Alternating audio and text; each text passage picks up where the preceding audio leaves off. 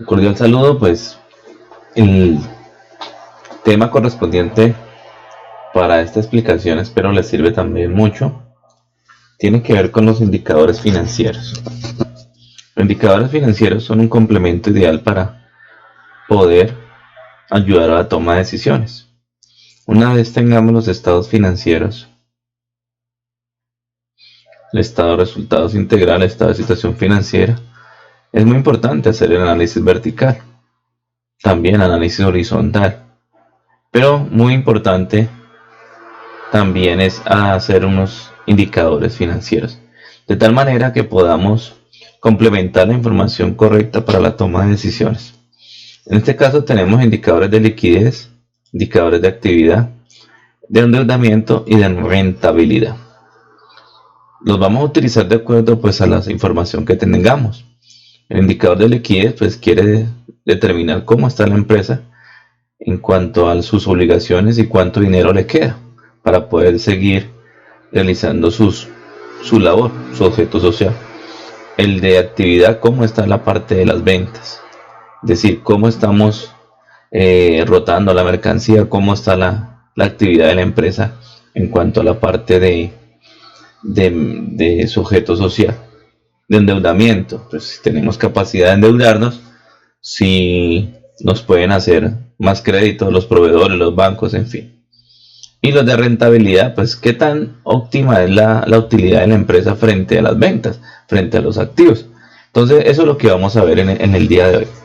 Entonces vamos a determinar la razón circulante, la razón de liquidez, donde tenemos el activo circulante, pasivo circulante. En este caso pues vamos a tomar el activo corriente y lo vamos a dividir en el pasivo corriente.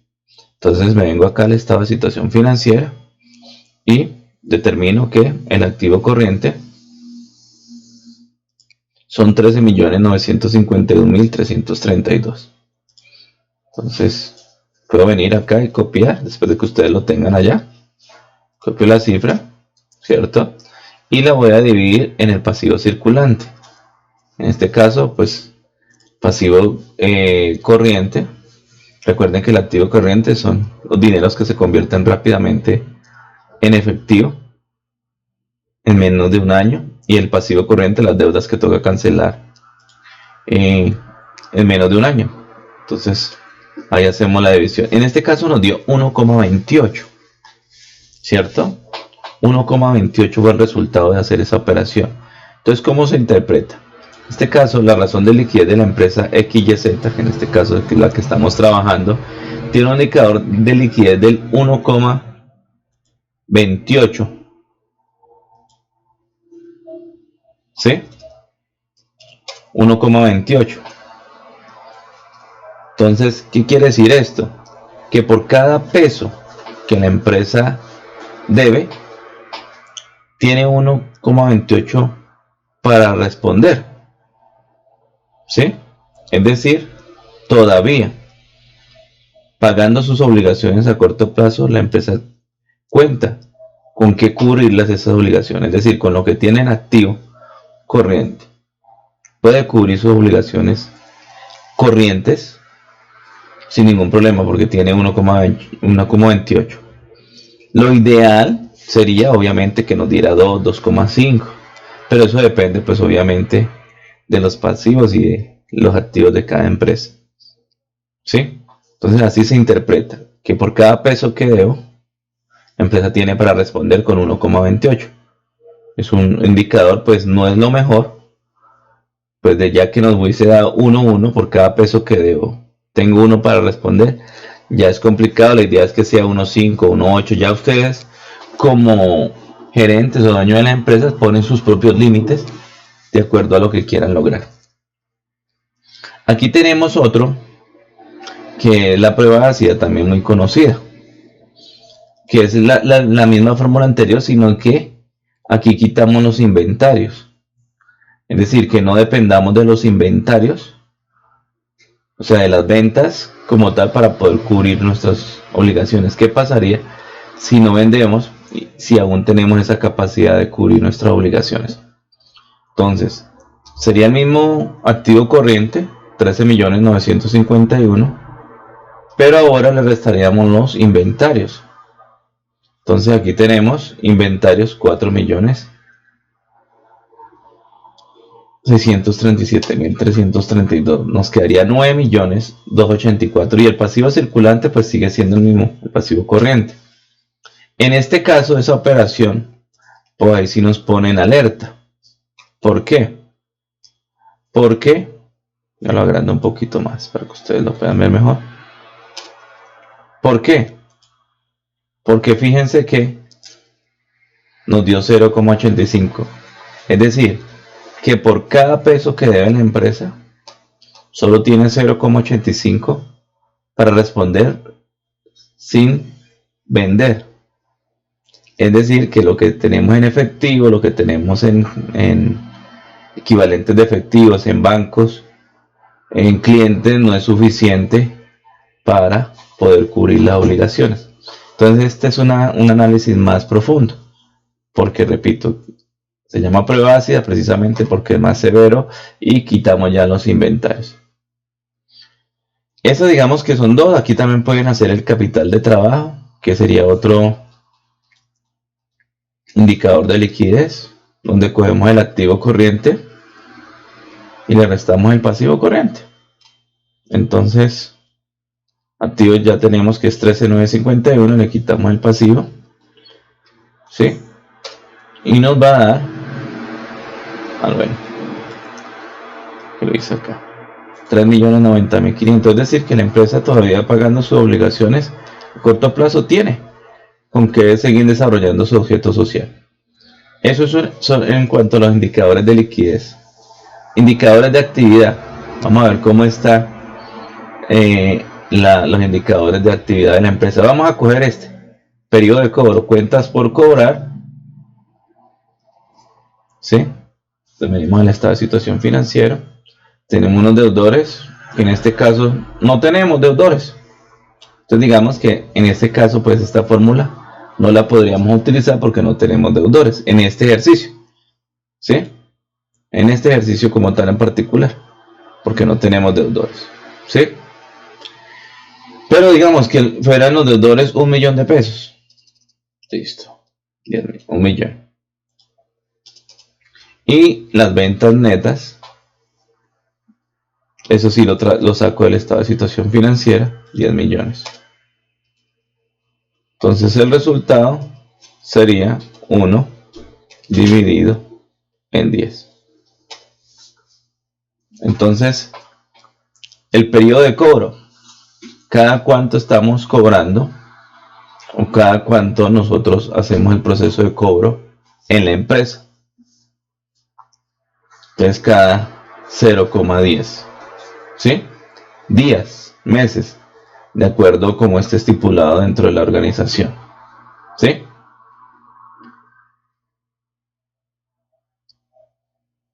Miremos rotación de activos totales. Vamos a coger las ventas, que ya sabemos que fueron 10 millones, y la vamos a dividir en el total de activos. Vamos a caer estado de situación financiera, total de activos. Aquí hacemos el proceso, ventas dividido en el total de activos. Entonces ahí estamos determinando la rotación de los activos. Cada cuánto las ventas le aportan, ¿cierto? Al crecimiento de los activos. Entonces 0.28 cada 0.28 meses. Entonces pasaríamos los meses a días, ¿sí? Si fuera 0.5 meses, entonces serían 15 días. Entonces aquí casi se está demorando el mes, digamos, para poder que las ventas hace que crezcan los activos de la empresa. Digamos que son unos pequeños análisis. Indicadores de endeudamiento. ¿Cómo estamos en endeudamiento? Entonces cogemos el pasivo total. Total pasivo, 10.860.000 y lo voy a dividir en el activo total.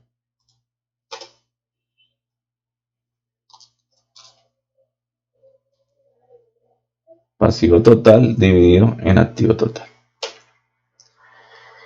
Entonces, ahí está. Es decir, El 30% de los activos le pertenece a las deudas y el 70% sí es de la empresa. Ya es peligroso cuando es 50-50 o 60-40. Imaginen que no hubiese dado 0,60.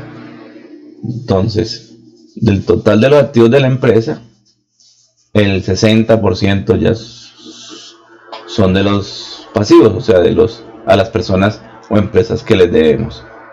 Ya es complicado. Deudas a corto plazo sobre el activo total, pues también lo pueden realizar. Vamos a ver los indicadores de rentabilidad. Podemos coger la utilidad neta, en este caso, pues vamos al estado de resultados. Pues en este caso sería la utilidad antes de impuestos, porque no calculamos impuestos. Y lo dividimos en las ventas.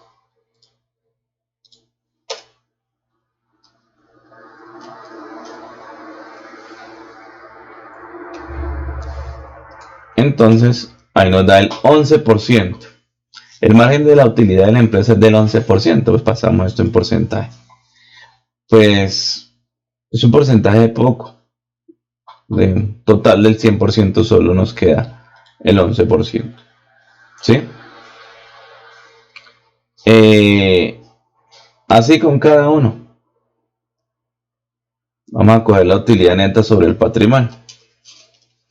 El rendimiento sobre el patrimonio. Entonces dijimos que la utilidad neta vamos a coger 1.090.500 y la vamos a dividir pues el capital contable.